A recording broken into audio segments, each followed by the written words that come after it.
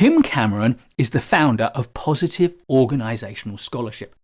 This is the application of things like positive psychology, organizational design, citizenship, and loads of other things to the organizational level. At the heart of his thinking are ideas like strengths, affirmative bias, and positive deviance.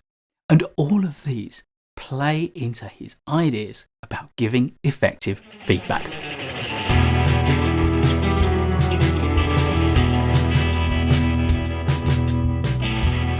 When we apply our strengths at work, we get maximum satisfaction from the work that we do.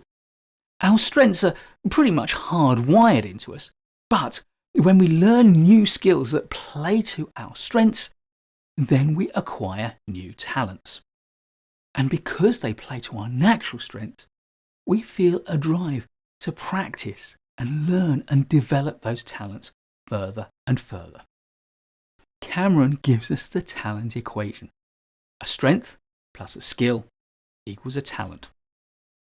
Cameron also talks about positive deviance, and he starts by describing a norm as an organization's average or okay level of performance or set of behaviors.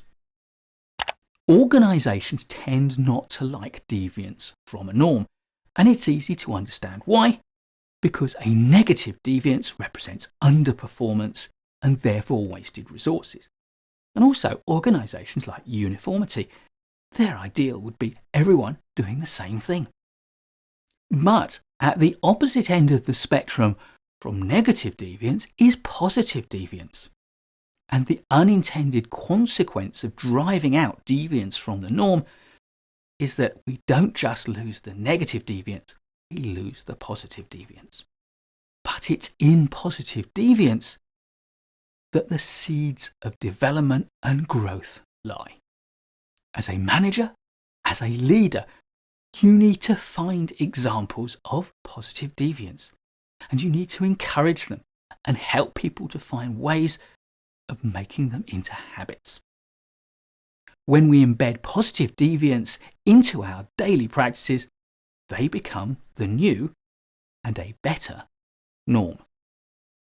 As Shawn Achor nicely puts it, if we study what is merely average, we will remain merely average. The final idea that plays into Cameron's wider thinking about feedback is affirmative bias. When people discuss things at work, you'll hear comments that are both positive and negative. They will say things that are both supportive and antagonistic, both affirming and denying the points of view of the people around them. But if we can bias our feedback towards the positive, it will help us to create positive emotional states in people. And this, in turn, will help the organisation to flourish as a whole. So how do we apply these ideas to feedback? Cameron argues that the extent to which we can reinforce positive deviance depends upon three things: frequency, contiguity, and salience. Frequency is about how often we give feedback. Contiguity is about how close the feedback is to the event that triggered the feedback. And salience is all about how meaningful and valuable the feedback is that you give. So you are best able to reinforce positive deviance if you give feedback often, if you give it soon, and if you take the trouble to give it carefully and make it well thought out. Cameron describes a landscape. Between poor performance and standard performance is a deficit gap. And between standard performance and excellent performance is an abundance bridge. To overcome the deficit gap, to move from poor to standard or average levels of performance, we need to give clear and actionable feedback. But to go from standard performance to excellent performance, we can't just tell people what they've done wrong, because they probably haven't done very much wrong at all. what we have to do is to look out for positive deviance.